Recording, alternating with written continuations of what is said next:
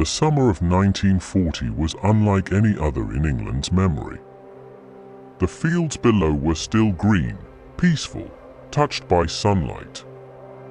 Farmers worked, children played, and villages seemed almost untouched by the violence that loomed just beyond the horizon. But above them, the sky had changed. It was no longer just blue, no longer just clouds drifting in lazy patterns. It had become a battlefield, one that stretched without end.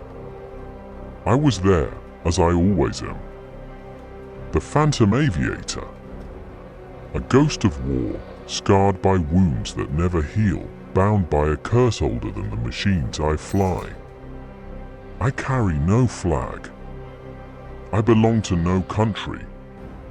Yet I have flown them all, from fragile wooden biplanes that rattled like bones in the wind, to steel titans that could tear the sky apart with fire. And still I remain. Watching. Remembering. On this day, my soul was bound once more to the cockpit of a Spitfire Mark I. A young machine then, still unproven, but destined to carry the weight of a nation. I felt its strength beneath me, the low growl of the Merlin engine thrumming through the frame, vibrating into my very ribs. It was more than a machine. It was a companion, alive in its own way, eager to climb, eager to fight. The smell of fuel clung to everything. Thick, sharp, bitter in the throat. Oil shimmered on the panels, hot beneath the rising sun. The glass of the canopy reflected fragments of my own face, eyes that had seen too many skies torn apart, skin marked by scars older than the pilot I now mirrored. To the world, I was just another man preparing for war. But I am something else. Something that does not leave when the fighting ends. The propeller spun, slicing the air into a steady, thrumming rhythm. One by one, the Spitfires lifted from the earth, their wheels leaving behind the safety of grass and soil. They rose into the open, into the uncertainty of the clouds. And I rose with them, bound as always to the endless storm above. But even as the ground fell away, I knew the truth. Somewhere, high above, they were already waiting. Predators circling in silence, their sharp wings gleaming in the morning sun. Messerschmitts. Hunters of the sky. And soon they would fall upon us. The climb was heavy, as though the sky itself resisted our ascent. The Spitfire strained, its Merlin engine growling in deep, uneven tones. The vibration traveled through the frame, into the seat, into my bones. It was not a sound, it was a presence, alive and insistent, reminding me with every shudder that I was riding something designed for speed and violence. The air grew thin as we rose higher. The mask pressed against my face, carrying the faint hiss of oxygen. Every breath felt colder, sharper, laced with the metallic tang of the machine itself. My gloves creaked against the stick, the leather stiff with use, the kind that carried the memory of other flights, other battles. Above us, the world was no longer blue. It was pale, washed in white, as if the sun had burned away all colour. And in that endless sheet of sky, shadows gathered, tiny dots at first, drifting across the high light like flecks of ash. But I knew them. Always, I know them. They were Messerschmitts. Patient hunters, circling, conserving their fury. The cockpit canopy reflected fragments of myself. A weary face hidden beneath goggles, the faint trace of scars half buried in shadow. To anyone else, it might have seemed like nerves. But I was calm, almost eerily so. Fear had long since become a familiar companion, no longer sharp, no longer new. The clouds thickened. Each bank of white mist swallowed the Spitfire whole, then released it again like a secret whispered and forgotten. My vision narrowed. My hands held steady. And though the air above Dover was quiet for now, I felt the storm waiting, just beyond sight. The silence broke with sudden violence. The Messerschmitts dropped from the sun, their engines howling like predators unleashed. The air filled with tearing metal. Streams of tracers ripped across the sky, threads of fire sowing chaos into the morning air. The first Spitfire was caught in a hail of lead. It seemed almost graceful in its death, rolling once before it blossomed into flame. A single scream of color, then nothing but drifting smoke. My own Spitfire shuddered as bullets tore through the sky nearby. The metal frame groaned under the strain of evasive maneuvers. Each dive and roll pressed me hard against the seat, crushing weight pulling at my chest until my lungs fought for air. The harness cut into my shoulders, a reminder that survival was never comfortable. I leveled out into a turn, the world spinning into dizzying spirals. The sun flickered between the wings, blinding me in flashes. For a brief moment, the chaos around me seemed almost slow. I could see the arcs of bullets, the twisting trails of smoke, the fragile wings of planes cutting across the clouds.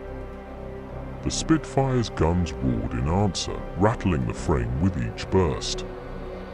I could smell the acrid sting of cordite filling the cockpit, sharp and metallic. Shell casings rattled away into the slipstream, lost to the wind. Everywhere I looked, the battle twisted into fragments. A Messerschmitt plummeted past, its engine coughing black smoke. A Spitfire climbed desperately, only to be swallowed by fire before reaching safety. The sky was no longer sky, it was a graveyard being built in real time. And yet, I flew on. Not with triumph. Not with rage. Only with a strange, hollow focus. The kind that comes when life and death dance too close to separate. A dogfight is not a duel. It is not two warriors meeting with honor. It is a storm, violent, shifting, without rules. In the storm, seconds stretch into eternities, and every motion carries the weight of life or death. A Messerschmitt swept across my canopy, sharp and predatory. I pulled the Spitfire hard into a dive. The wind screamed against the frame, the wings trembling, the rivets vibrating like teeth grinding against one another. The controls fought back, heavy with strain, as though the plane itself wanted to pull apart.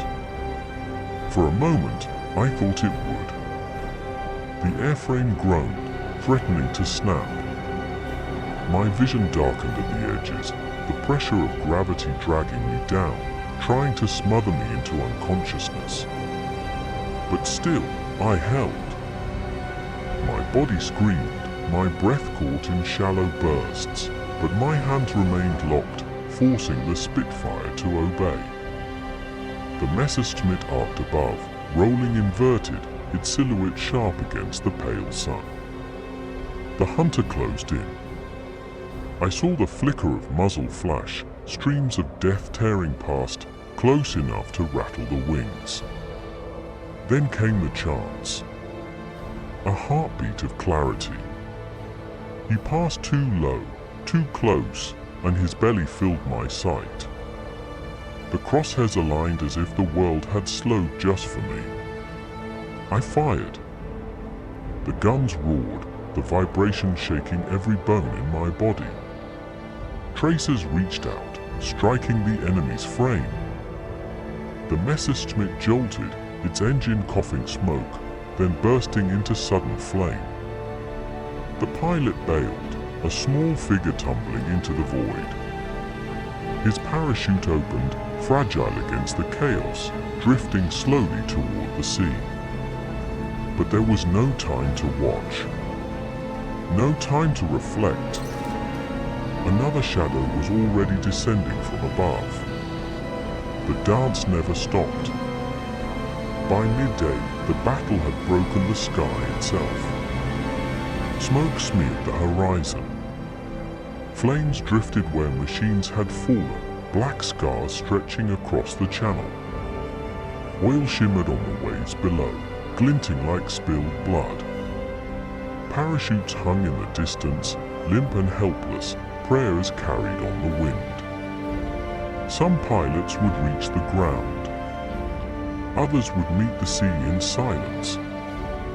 The surviving Spitfires turned for home. Engines coughed, frames rattled, wings bore fresh holes where death had tried to enter. Yet they flew, scarred but unbroken. The line had held. And so the world below continued to breathe, unaware of how thin the veil had been. How close the sky had come to breaking completely. I remained above for a time, alone among the drifting smoke. The Merlin engine hummed, softer now, tired. My own heartbeat matched it, slow and steady. I have flown with them all. I have fallen with them all. The proud Spitfire. The hungry Messerschmitt. Each machine, each man, a fragment of history etched into the endless sky. And though the pilots vanish, though the engines die, I remain. Because the machines may fade, but the echoes of battle linger. Until the next flight, I am the Phantom Aviator.